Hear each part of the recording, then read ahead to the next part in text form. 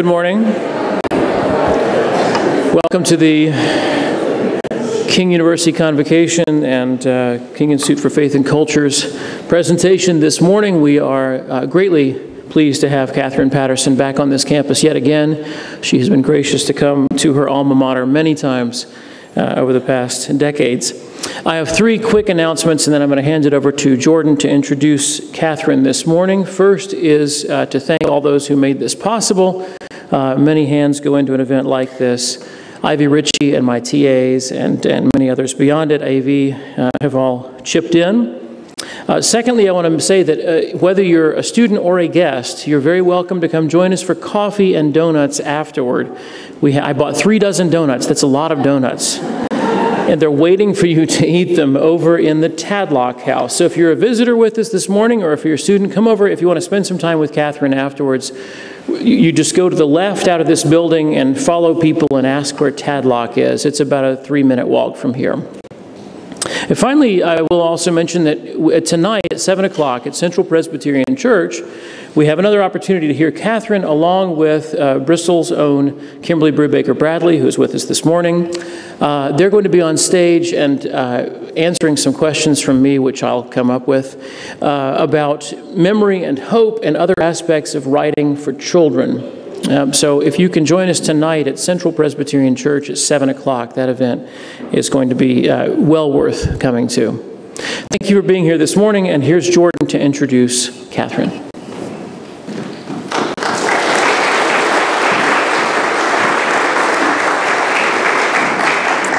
Good morning. Mrs. Katherine Paterson was born in China to missionary parents where she spent most of her childhood. She graduated from King University in 1954 and pursued a postgraduate study in Japan, where she spent most of her time as a missionary, like her parents before her. She's written over 35 books in her lifetime, 17 of which are novels for children and young adults. She has been awarded the Newbery Medal not once, but twice, for the books Bridge to Terabithia in 1978 and Jacob Have I Loved in 1981. In addition to her 2 Newbery Awards, Mrs. Patterson has also received the National Book Award for her books The Master Puppeteer in 1977, one of the first 3 books she wrote set in Japan, and The Great Gilly Hopkins in 1979, which was also given the Newbery Honor Book Award. She's received numerous other awards and was named a living legend by the Library of Congress in 2000. Her books have touched the lives of many a reader, dealing with the more mature themes of loss, violence, and jealousy that other authors in the 70s and 80s may have shied away from. Her life experiences, as well as those of her children, have helped her craft worlds in which children can find a sense of relation to the events in their own lives, giving them a voice not often seen in children's literature. Mrs. Patterson has held several titles other than that of author. She is Vice President of the National Children's Book and Literacy Alliance, a member of the Board of Trustees for Vermont College of Fine Arts, and a lifetime member of the International Board of Books for Young People. She has the titles of mother and grandmother under her belt as well. Mrs. Patterson has returned to her alma mater several times over the past few years to speak, and we are honored to have her back here today. Please join me in welcoming Katherine Paterson. Thank you, Jordan.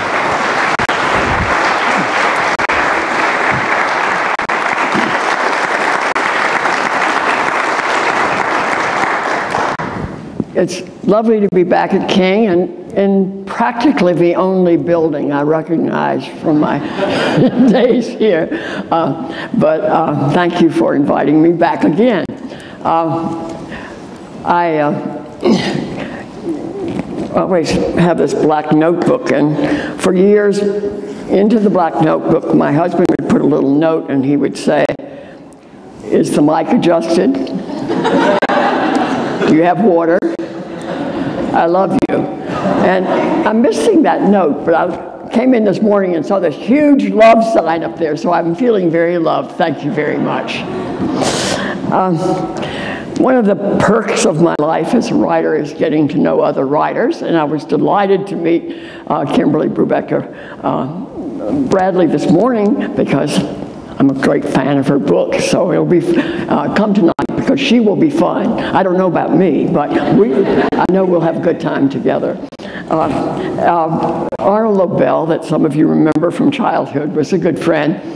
And he and I were talking once, and he said, Catherine, when you're at a party and somebody asks you what you do, what do you say? I said, I don't know, I guess I say I'm a writer. And he said, yes, but then they say, what have you written that I might have read? And then I have to say, Frog and Toad are friends, a tree full of pigs, mouse soup. It rather kills the conversation. Well, obviously, Arnold went to a lot more cocktail parties than I do. And he lived in New York City, and I live in one of the smallest states in the Union, and probably the smallest state capital in the Union. And so my picture gets in the paper far more often than it ought to, and so I'm often recognized by people that I don't know. And the other day I was walking out of the building where I live, and a woman got out of her car and looked at me and came over, and she said, are you the writer Katherine Paterson? I thought she was going to say something nice to me. So I got myself all, yes, I said. And she said, do you like Louise Perry? And I said, well, a friend has just introduced me to her, but so far I like her a lot. She said, walked into the building. So I didn't know whether I'd passed the test or not. Often, though, people who know what I do don't understand why I do it. I mean, why am I not graduated to writing for grown-ups by this time? And I look at the person who's asking me, and I think, surely you were once a child, but they seem to have forgotten that they were a child and do not take children very seriously. And so I began to realize that the question was the problem, not my answer, because I take children very seriously. And children who are readers are wonderful readers. They read your book and they like it, they'll reread it and reread it and then save it to pass down to their own children. Now, I don't know a lot of my colleagues who write for old people who have that same experience, and I feel rather sorry for them. I write for children not only because children want my book to be good, but because they're asking the same questions that I'm asking. The basic questions about courage and fear and love and hate and death and life and war and peace and joy and grief. The very same questions that all of us are asking at every age. And if I became a writer for children more or less accidentally, I soon learned that what I had stumbled into was perhaps for me the world's best job.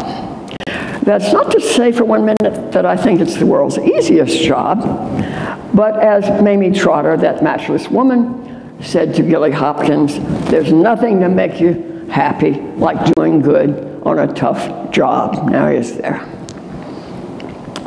But where do you get your ideas? Now, people of every age will ask this question, and I love Dr. Seuss's explanation. It seems if somebody asked him this question, he just had on a card explaining that on the full moon of the solstice, he went into the desert to see an old Native American hermit, and that's where he got his ideas. But where that man got his ideas, he had no idea. So when children ask me where I get my ideas, I just turn the question around. I said, where do you get your ideas? Because I'm always wondering where people get their ideas. I don't have a well in the backyard from which I can draw ideas. I don't have a tree from which I can pluck ideas. I have friends who will never live long enough to write out the ideas that they have for new books. Whereas I finish a book and I think, well, that was a great career while it lasted. And beyond that, when I get an idea, I stare it down cruelly. Are you worth all the trees that will have to give up their lives for this book to get published, I ask? Or are you worth the year or two or maybe 3 years of my rapidly dwindling life that will it would take for me to write you? Well, so you can see that dashes a lot of ideas that try to come up. And then what I've learned over the years, and I always tell students, is that one idea doth not a novel make. It takes a number of ideas working magically together to create the texture of a novel. Some years ago, probably during a time when I had no ideas, I thought I would look up and do research on what an idea actually was. And I'm a proud owner of the OED, you know, the 2-volume one that you have to read with a magnifying glass. And so I went to look and see what the OED said an idea was. And in this enormous volume from A to O that you have to read with a magnifying glass, the word idea takes up 16.5 inches. So I began to read. My eyes were better than they are now, so I was reading right away. And I saw that the OED began with the Greek idea of idea as archetype or type. And then I kept reading to try to find out what I thought fitted my idea of an idea. And I came across the quote, "In weakened sense, a conception or notion of something to be done or carried out, an intention or plan of action." I was a bit saddened to think that when I used the word idea, I was using it in the weakened sense.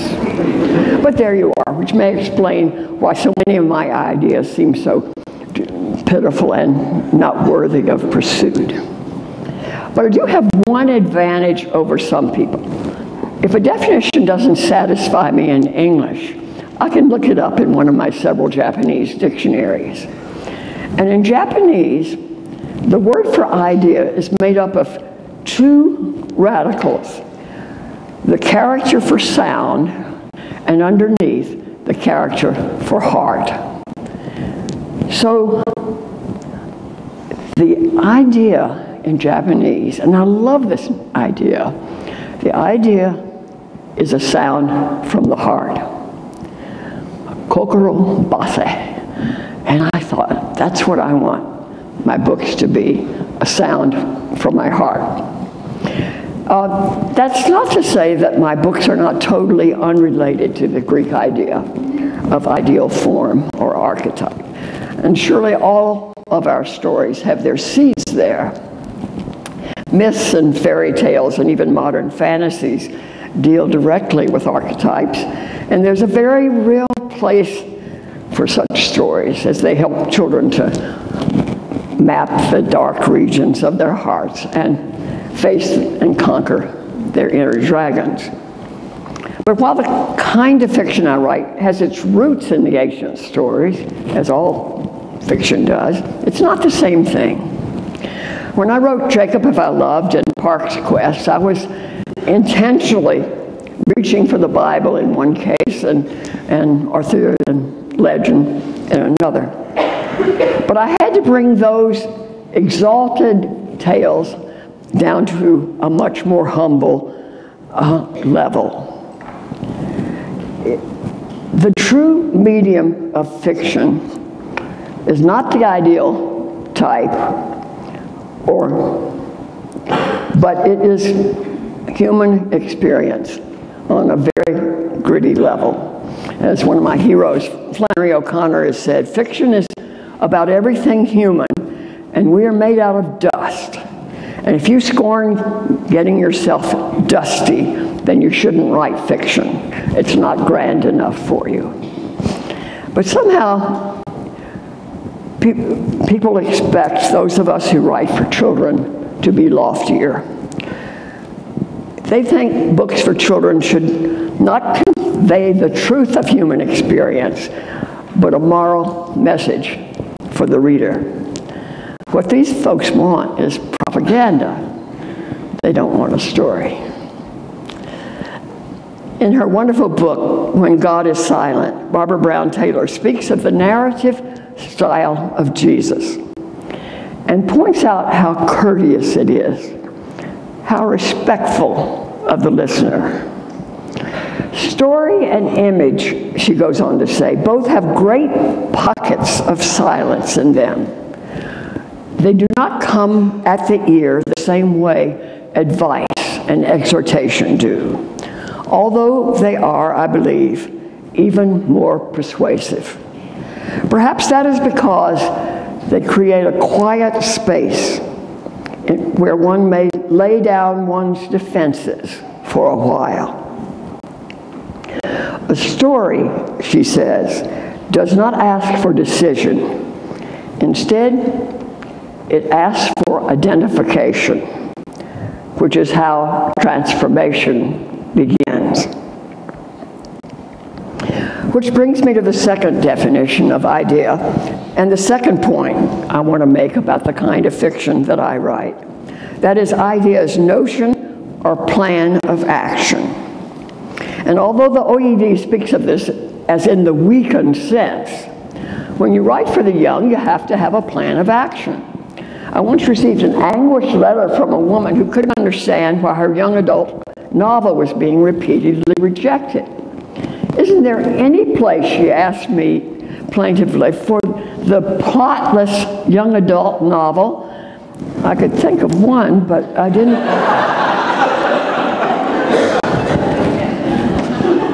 So I can see that most stories are born from ancient roots, and every story needs a plot. But I don't decide to write a book from either definition of the word idea. I wrote a book because it's caused a commotion in my heart. But mine is an 86-year-old heart that has seen a lot of life in this world. Isn't there a danger that in writing from that heart, I will lay on children burdens they are not ready to bear? I was at a conference once and a woman stood up, her face flushed. "Your books are not for children," she said. "No child could understand them. They're too intense." I would have felt properly judged, except that that very week, a teacher had sent on a copy to me of a book report on the great Gilly Hopkins, written by the, in quotations, bad boy of the class. The boy had written, "This book is a miracle. Mrs. Patterson knows exactly how children feel." Some years after that, I was at a large reading conference in Australia, and I came as the conference was already in progress and no one seemed to be looking for me, and it was lunchtime. I just got in the cafeteria line and saw a vacant place at a table and went and sat down. No one paid any attention to me. They were discussing the state of young adult fiction in Australia. And the teachers, there were teachers and social workers at the table, and the teachers were very upset about the kind of books that were being published at that time. They were graphic descriptions of sex and sin, and a lot about sexual abuse. And they asked the opinion of the social workers at the table, what they thought of these books. Did they help or hurt their clients? I hadn't said anything, and as far as I knew, no one at the table had recognized me as one of the upcoming speakers, when one of the social workers turned to me and said, "The children I work with love your books, especially the great Gilly Hopkins." "That's hard for me to understand," I said. "Their lives, Gilly's life must seem very simple compared to theirs. She's never suffered sexual abuse." "No," she said, "but they recognize the essence and they identify with that." And then she went on to say, "Isn't it like perfume? It only takes a tiny bit of the essence to create the perfume, but the essence has to be true. Too much of it, though, would be overpowering." I don't know the recipe for making perfume, but it gave me a truth that day that I must remember when I write for children, or maybe for anyone. I remember my good friend Mary Lee Settle, who wrote for old people, and she was lamenting this state of old people's books, and she said of her colleagues, they don't realize that the most erotic scene in all of literature is that shaking carriage in Madame Bovary. People often ask me not only why I write for children, but how I can write for children. After all, I am visibly old, and the world has moved on rapidly since I was born. I mean, it's as though these folks think that children of the 20th and 21st century are different unknown species. So they ask, do you go to places where you can observe today's young people, listen to their conversations? No, please, I'm not a stalker. I don't go around eavesdropping on children. I remember how it was. I don't have a particularly good memory of facts and events, just as my sisters, but I have, I think, a very good emotional memory. I still know how it felt to be 9 and friendless, or 14 with emotions that had lost their steering wheel, not to mention their brakes. As I was writing this speech, I kept remembering the years when I was trying to write the book that became Jacob Have I Loved. People always want to know which book is the author's favorite. It's a question I can't answer, since like all my children, none of them are perfect, all of them are loved. And I have a different relationship with each child in each book. But I have to answer when I'm asked which is the book I'm most proud of. I would have to say Jacob, and partly because of the circumstances which surrounded its birth and growth. Jacob, unlike any of my 5 previous books, was consciously born out of idea as archetype. I was once again desperately looking for something to write about when I began to hear repeated theme in otherwise perfectly adult conversations. An intelligent friend would say something like, well, you know, mother always loved my brother the best. Or they would dig up some childhood misdemeanor perpetrated by a sibling. If Jane hadn't stolen my favorite doll when I was 6, suggesting that ever since her whole life had been scarred by this event, I wouldn't say anything, but I would think things like, don't you want to let go of those childhood jealousies? Or isn't there a statute of limitation on something your sister did when you were 6? I didn't like the thought that my lovely friends were still crippled by sibling rivalry or sibling misdeeds. And because I was raised on the Bible, my next thought was, that's why Cain murdered Abel. Indeed, unlike the parent-child relationships in Freud, in the Bible, the traumatic relationships seem more often to be between siblings. Cain and Abel, Jacob and Esau, Rachel and Leah, Joseph and his brothers. My goodness, the whole Muslim and Judeo-Christian divide was set in motion because Sarah didn't want Ishmael, her husband's firstborn son, around to rival her son, his half-brother Isaac. It's a universal theme, I thought. I should write a book about it. I chose to concentrate on the Jacob and Esau story because I've always had a special place in my heart for Esau. Okay, so he was a jock who never made honor society at Negative High School and went on to marry 2 obnoxious wives. But you have to admit, he had the most miserable, conniving brother anyone could imagine. And his mother did love Jacob best. Just read on, though. Beyond those early years, when Jacob cheats Esau out of his birthright and his father's blessing, and Jacob has to run for his life because Esau is so furious he has threatened to kill him. Go beyond those stories, and you see that later Esau has turned into a much nicer person than Jacob ever was. He has not only forgiven Jacob, He reaches out to help him.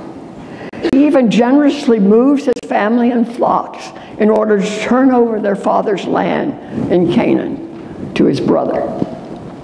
And yet, in Genesis, it is Jacob the rascal that wins all the prizes.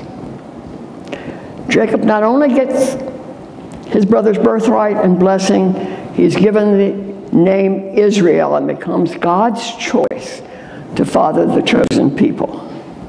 And worse yet, we have the Apostle Paul quoting the prophet Malachi, who claims that God said, "Jacob have I loved, but Esau hated." Not only unfair, but totally unlike the God of love I know. So, I thought, I will write a story about Esau for all the folks who think they are the unchosen, the left out ones, the Esau's of their families and of their own life stories. A pretty good idea, but where does it go? What is the plan of action, the plot? And who are these siblings who will echo the biblical story I want to write? Where do they live? Why is the verse, "Jacob have I loved, but Esau hated," so important to this story? In doing my research into the Jacob-Esau story, I came upon a Jewish midrash which says, "The Messiah will not come until the tears of Esau cease." I love that quotation. I think it became the spur that helped me to begin the story. I decided that my siblings would be twins, twin girls, and the younger would be the talented, beautiful sister, and the by a few minutes older twin would be the sister who lived in her shadow. I was given the setting. That Christmas, my sister Helen gave my son John a copy of the Pulitzer Prize-winning book about life on the Chesapeake Bay, Beautiful Swimmers by William Warner. My Esau was going to be a young teen who felt isolated from her family and community. I would stick her on an island in the middle of the Chesapeake Bay, and she really would be isolated. Even though those islands are just a few miles from both Maryland and Virginia, they have been so literally insular over the centuries that even the way the people speak English is unique to them and related to an older form of our language. Moreover, Methodist missionaries went to the island many years ago with a very strict version of Christianity, so the Bible story would be well known to them, and the ominous quotation might well be used against my poor young protagonist. I thought I was ready to write the book. Sarah Louise Bradshaw had begun to emerge. She was strong and bright and certainly not ugly, but she was Esau to her sister Caroline, who seemed to be in every sense the chosen one. But a strange thing happened. Every time I sat down to begin to work, I was so filled with fury, I could hardly type. I tried to tell myself I was angry with Louise. Didn't she know how much her parents loved her? Didn't she realize that Caroline loved her too? Why was she allowing her jealousy to blind her to all the good things in her life? I tried to tell her story in third person. There needed to be a little distance from all the seething anger. I wanted readers to realize that a jealous person is not a reliable narrator. But Louise simply wouldn't allow that to happen. The story in my head kept switching to first person, no matter how much I tried to keep it on the third person track. Okay, okay, I said finally, you can have the blinking first draft, it's garbage anyway. When I revise, I'll fix it, do it properly. And still there was that crippling fury when I tried to write. It took me a while to realize that I was not simply tackling a problem of several of my friends. The insistent first-person narrative should have clued me in on that, but I've been known to be a bit slow. Well, I thought, writing a book is cheaper than psychoanalysis.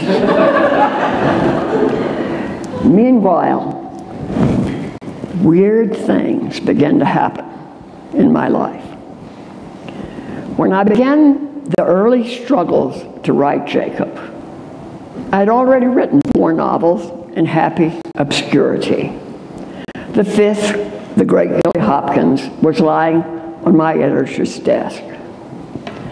Then, in 1977, The Master Puppeteer won the National Book Award.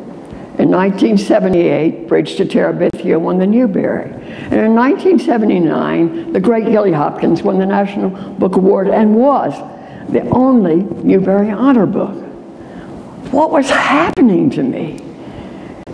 And more importantly, what was going to become of this pitiful little garbage of an unfinished draft that I was trying to write?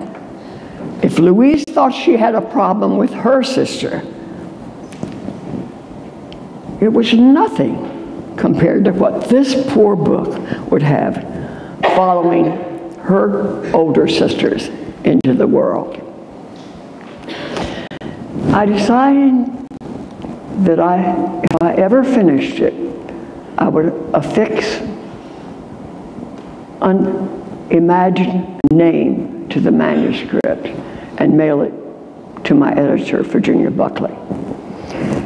Thus, Virginia would be free to read it without the burden of its predecessors' medals dragging down its neck.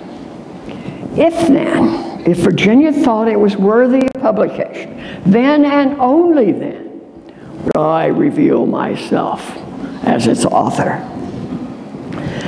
Virginia had never asked me before if I was working on a new book, but after the hoopla, after Gilly had died down and she'd heard nothing from me for quite a while, she ventured to ask if I were working on anything new. I'm trying, I said, but I don't know if it's any good. Well, just promise me you won't send it anonymously, she said. I never had the nerve to tell her that was exactly what I had planned to do.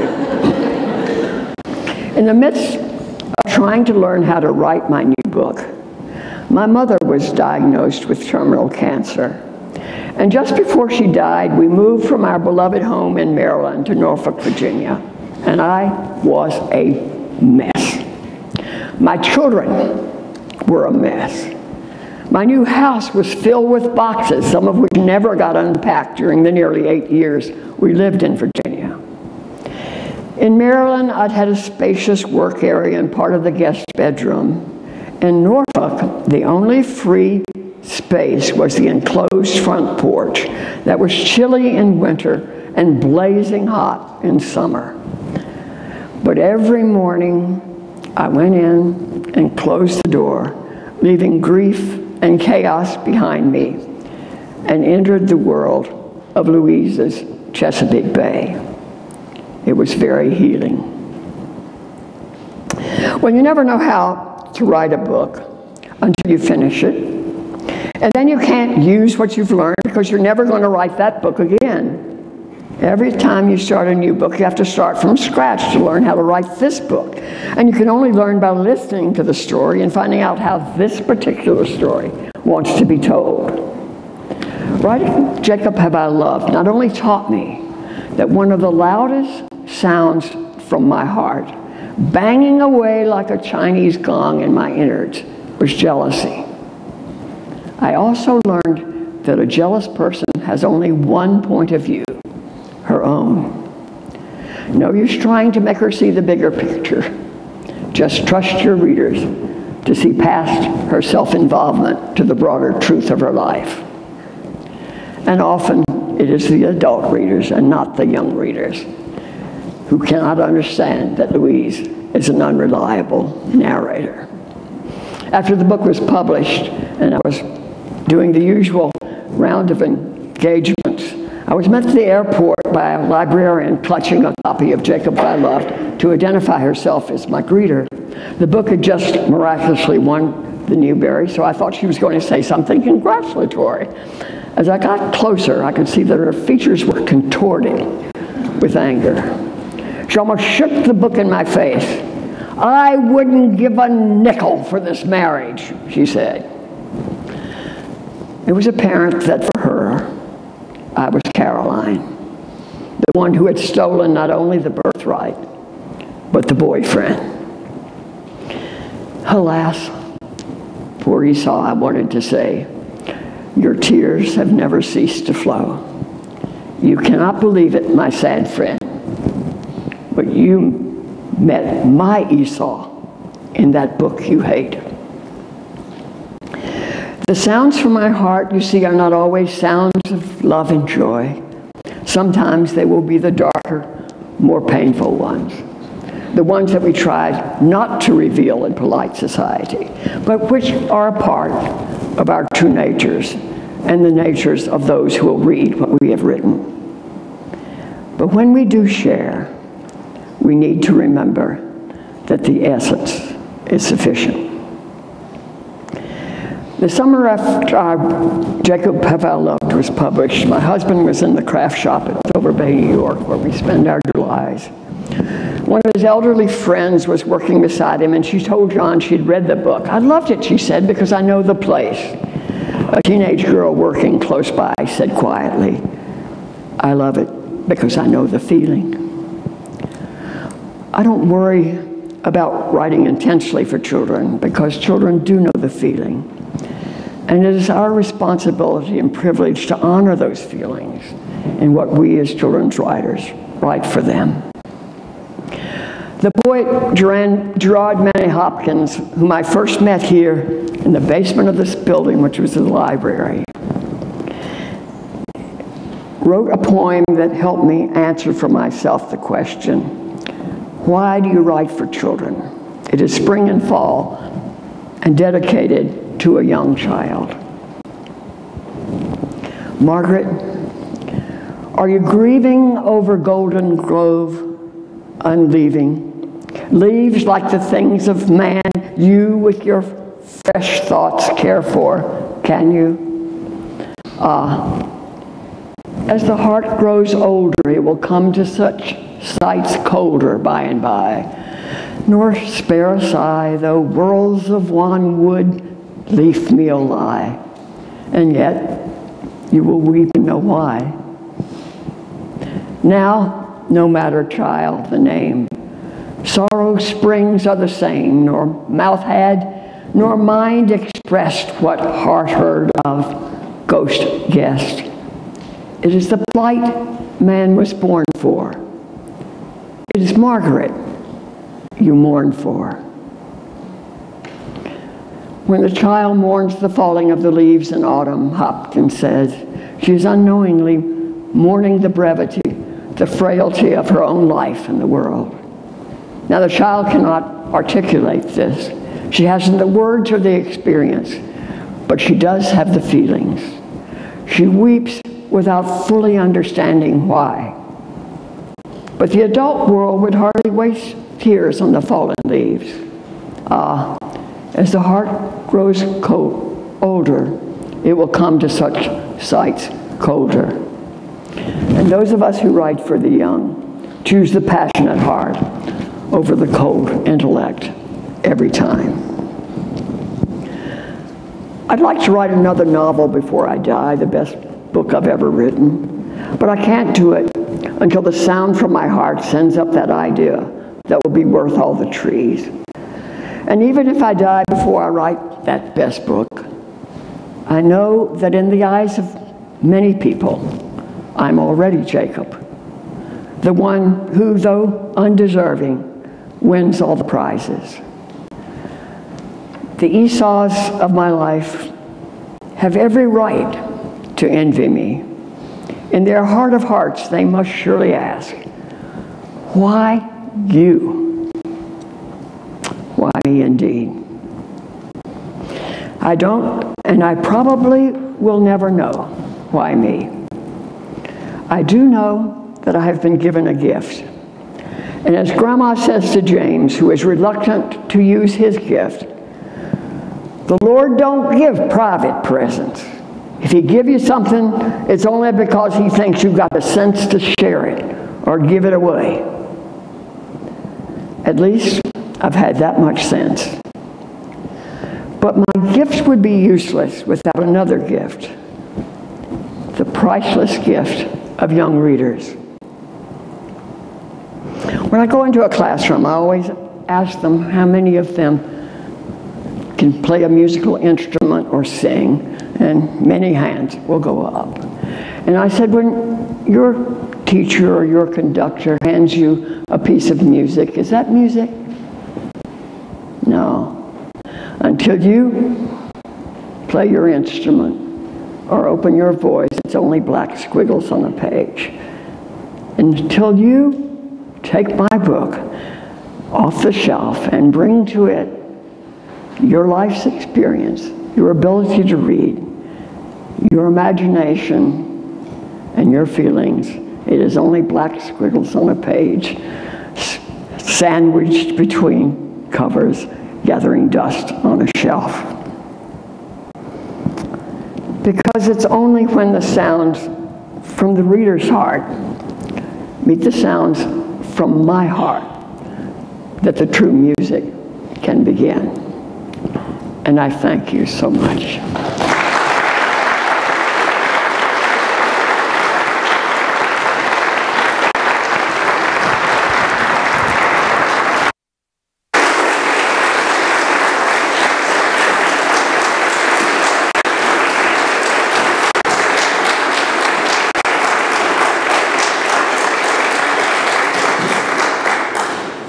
I think you'll agree with me that was a wonderful moment to savor, and if you want to spend some more time talking over it with Katherine, please join us in the Tadlock House for coffee.